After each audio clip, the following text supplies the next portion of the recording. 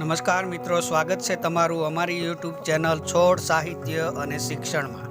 હું છું પ્રોફેસર વાળા અને આપના માટે લાવ્યો છું ચોમાસાની ઋતુનો ઉપયોગી વિડીયો. મિત્રો, ભારતીય આબોહવા પ્રમાણે ચોમાસું આપણી મુખ્ય ઋતુ છે અને આ ઋતુને વર્ષા ઋતુ તરીકે પણ ગણવામાં આવે છે. ચોમાસાની ઋતુમાં પૃથ્વી લીલીછમ બને છે. જે રીતે ચોમાસાની ઋતુમાં પૃથ્વી લીલીછમ થાય છે, તે જ રીતે આ ઋતુને કારણે જ માનવીઓ પણ લીલા પીળા થઈ ફરી શકે છે. પંચાંગ મુજબ 4 મહિનાઓ અષાઢ, શ્રાવણ, ભાદરવો અને આસો માસ વર્ષા ઋતુના માસ ગણવામાં આવે છે.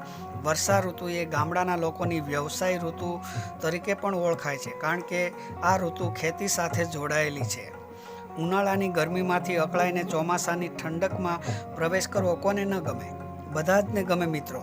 પણ આ ઋતુમાં કેટલીક બાબતોની કાળજી ન રાખવામાં આવે તો આ ઋતુ આપણને બીમારી, અકસ્માત અને જીવનમાં ન ભૂલાય એવી ઘટનાઓ આપીને જાય છે. તો મિત્રો, ચાલુ કરીએ એક નવો અને ઉપયોગી વિડીયો. વિડીયોનું નામ છે પ્રથમ આટલું જાણો, પછી ચોમાસાને માણો.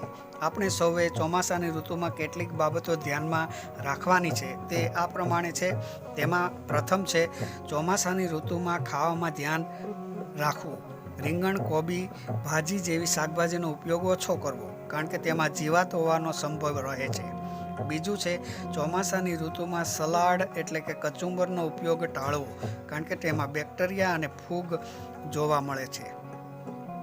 ત્રીજું છે ચોમાસાની ઋતુમાં લાંબા સમય સુધી કાપી રાખેલા ફળોનો ખાવામાં ઉપયોગ ન કરવો, કારણ કે લાંબા સમય સુધી કાપી રાખેલા ફળો બગડવા લાગે છે.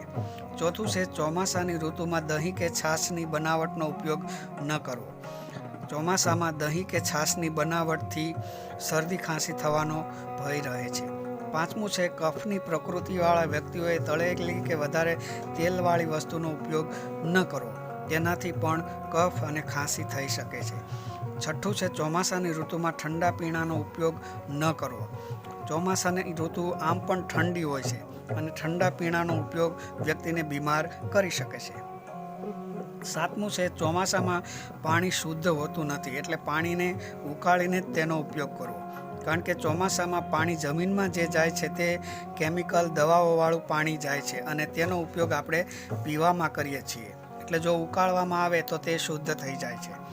આઠમું છે ચોમાસામાં વાસી ખોરાક ન ખાવો. આમ પણ વાસી ખોરાક ખાવાથી બીમારી આપે છે. ચોમાસામાં પણ વાસી ખોરાક ખાવાથી બીમાર થવાનો સંભવ રહે છે.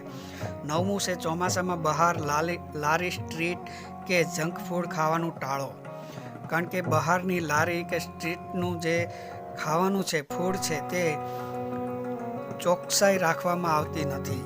પાણી અને બીજી વસ્તુઓ છે એ ચોખ્ખું ન હોય તો બીમાર થવાનો ભય રહે છે. 10મું છે રાત્રે ઊંઘવા માટે મચ્છરદાનીનો ઉપયોગ કરો અને શરીર ઢકાય તેવા કપડાં પહેરો. હા, ચોમાસામાં મચ્છરનું પ્રમાણ વધે છે અને જો મચ્છરદાનીનો ઉપયોગ ન કર્યો હોય તો મચ્છર કરડવાથી બીમાર પડી શકાય છે. શરીરના ટૂંકા કપડાં પહેર્યા હોય તો ત્યારે પણ મચ્છર કરડે છે, એટલે આખી બાઈના કપડાં પહેરવા હિતાવહ છે. 11મું છે પોષક તત્વો અને વિટામિનો તમારા આહારમાં પૂરતા પ્રમાણમાં લેવાનો આગ્રહ રાખો.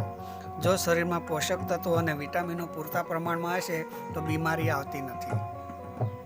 12મું છે ચોમાસામાં બહાર જવાનું થાય તો છત્રી, રેઇનકોટનો ઉપયોગ કરો. ચોમાસામાં માથું ભીંજાવા ન દેવું. આ ખાસ બાબત છે મિત્રો. જ્યારે પણ તમે ચોમાસામાં બહાર નીકળો છો ત્યારે ભીંજાવ નહીં, એટલા માટે છત્રી અથવા તો રેઇનકોટનો ઉપયોગ કરવો અને ચોમાસામાં માથું ભીંજાવા દેવું નહીં. જે માથું ભીંજાય તો શરદી થવાનો ભય રહે છે. 13મું છે ચોમાસામાં નદી નાળામાં અજાણ્યા પાણીમાં ન ઉતરવું.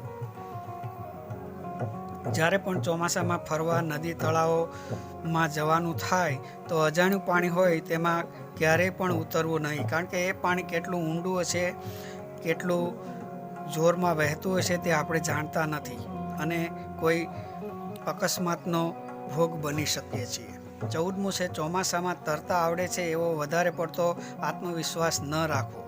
હા મિત્રો, આ ખૂબ જ અગત્યની બાબત છે.